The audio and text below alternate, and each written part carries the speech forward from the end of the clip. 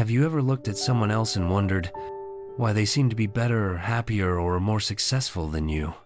Maybe it happens when you scroll through social media, seeing people your age traveling, buying new cars, and achieving their dreams, while you just sit there asking yourself, why does my life not feel special at all? You are not alone. Many young people feel exactly the same way, comparing themselves every single day and forgetting their own unique value. But sometimes, what you really need is not to try to become someone else, but to learn how to see the real worth within yourself.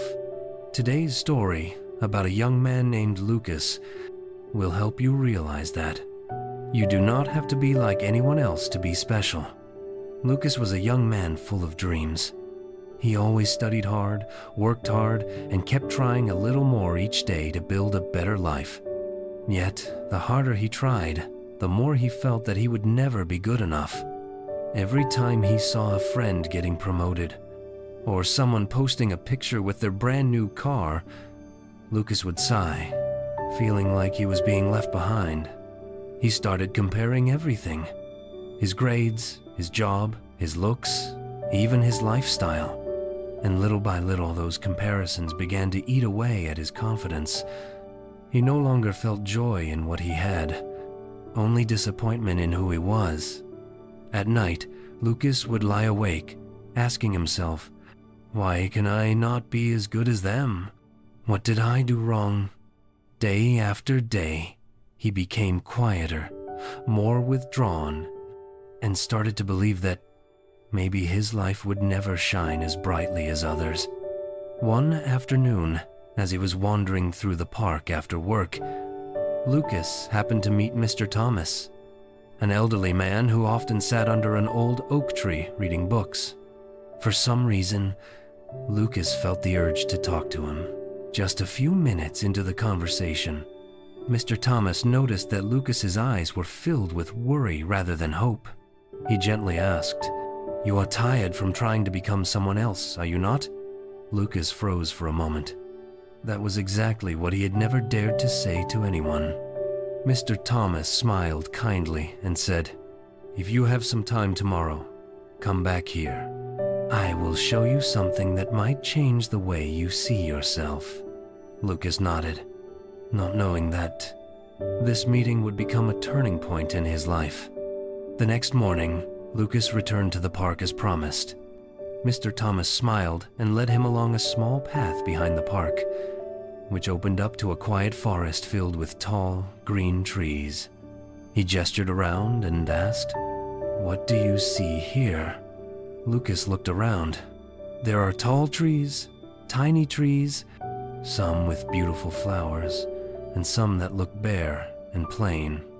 Mr. Thomas nodded slightly. "So, if an apple tree envied a pine tree for being taller, or if the pine wished it could have blossoms like the apple, what do you think would happen?" Lucas laughed. "They would never be happy, I guess." Mr. Thomas replied, "Exactly. Every kind of tree has its own purpose. Apple trees give sweet fruit, pine trees offer shade, and grass holds the soil. No tree is less valuable than another, they are just different." He turned to Lucas, his eyes soft and gentle. "People are the same, my boy. No one is born to be just like someone else." After leaving the forest, Mr. Thomas took Lucas to a small lake at the edge of the park. The surface of the water was calm, reflecting the clear blue sky.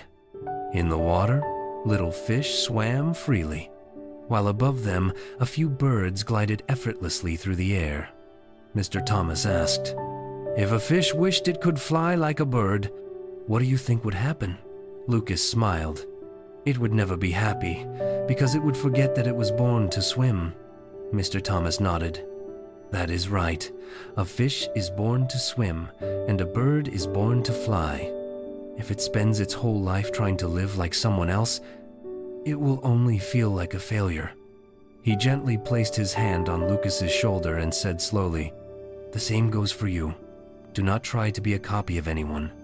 Only when you live true to who you really are, will you find real freedom and peace. From that day on, something inside Lucas changed. He no longer looked at others with envy, but began to look back at himself, at what he could do, even the smallest things. He started waking up a little earlier, working with more focus, and learning to appreciate every tiny step forward each day. Instead of asking, "Why am I not as good as them?" he began asking, "Am I better today than I was yesterday?" As time went by, Lucas felt lighter. He slowly rediscovered the joy in his work, and the confidence that once faded returned to his eyes. A few years later, through his own effort, Lucas opened a small shop that created jobs for others.